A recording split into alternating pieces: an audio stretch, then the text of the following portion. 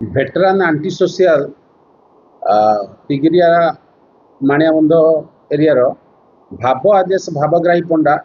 अपन जहाँ देखुं बापा ना विश्वनाथ पंडा बेलंटा विलेज बेलंटा ता ना 10 रु ऊर्ध्व केस मामला रही काली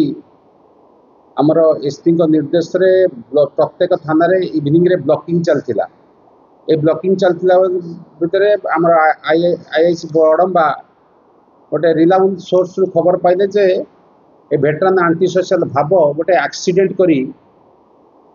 बड़म्बा आड़ को खूब जोरे तार गाड़ी रे आसुची एवं ता पाखरे आर्म्स अच्छी बोली खबर पाइथिले। उक्त घटना उक्त इनफॉरमेशन को बेस करी आपण रगड़ीपड़ा पाखरे ताकू अटकैवा सक्षम होते जो अटकैले किसी दूर पुलिस की देखिकी से बुलिकी पलैवा समय पुलिस जो चेज कला से बंदूक देखी पुलिस की डरईकी फायरिंग कर डरईकी से पलैवा उद्यत होला बेले आम पुलिस टीम ताकू गोटे गड़ातड़ा कर धरने सक्षम होते एवं तार पोजिशन रु आपण देखुवा बंदूक सिंगल शॉट देसी कंट्रीमेड बंदूक सहित गोटे लाइव आम्युनेशन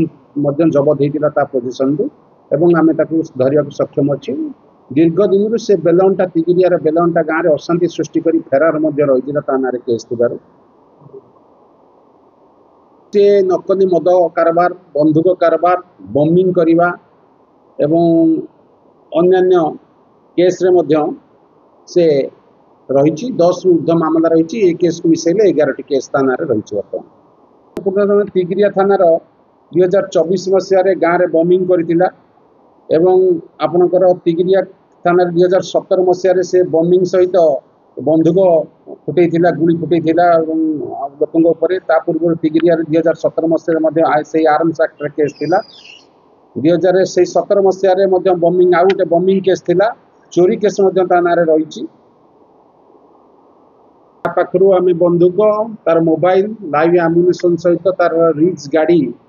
मारुति रिच गाड़ी की धरचु जार कि कागज पत्र से देखई पारुनी